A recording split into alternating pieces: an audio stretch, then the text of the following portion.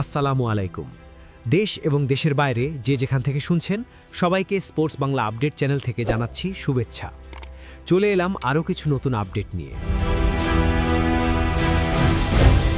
Argentine ফুটবলের অন্যতম এক বিশ্বস্ত নাম ছিলেন গোলকিপার সার্জিও রোমেরো, যিনি সবার কাছে চিকুইতো নামে পরিচিত ছিলেন। আপনাদের কি মনে আছে এই গোলরক্ষকের কথা?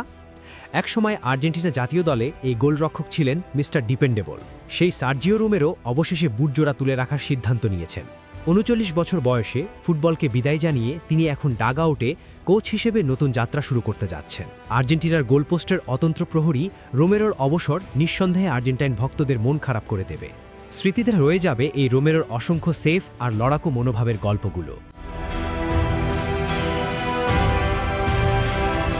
শুরু হচ্ছে তার জীবনে এক নতুন অধ্যায়। কোচিং কেরিয়ার শুরু করতে যাচ্ছেন এই দীর্ঘদেহী গোলরক্ষক। আর্জেন্টিনা জাতীয় দলের হয়ে সবচেয়ে বেশি ম্যাচ খেলা গোলকিপার সার্জিও রোমেরো অবশেষে পেশাদার ফুটবল থেকে অবসরের ঘোষণা দিয়েছেন।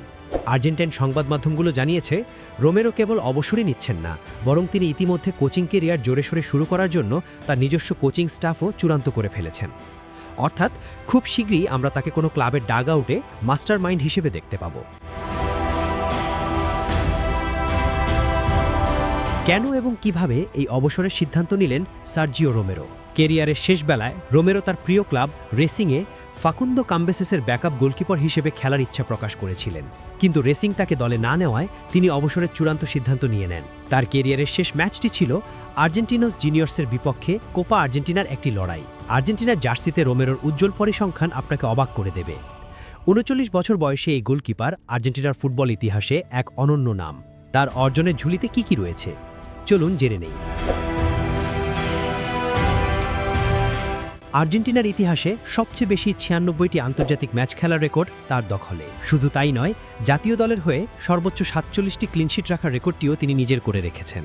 ২০০৯ সালে অভিষেকের পর থেকে ৯৬ ম্যাচে তিনি গোল হজম করেছেন মাত্র ৬৯টি।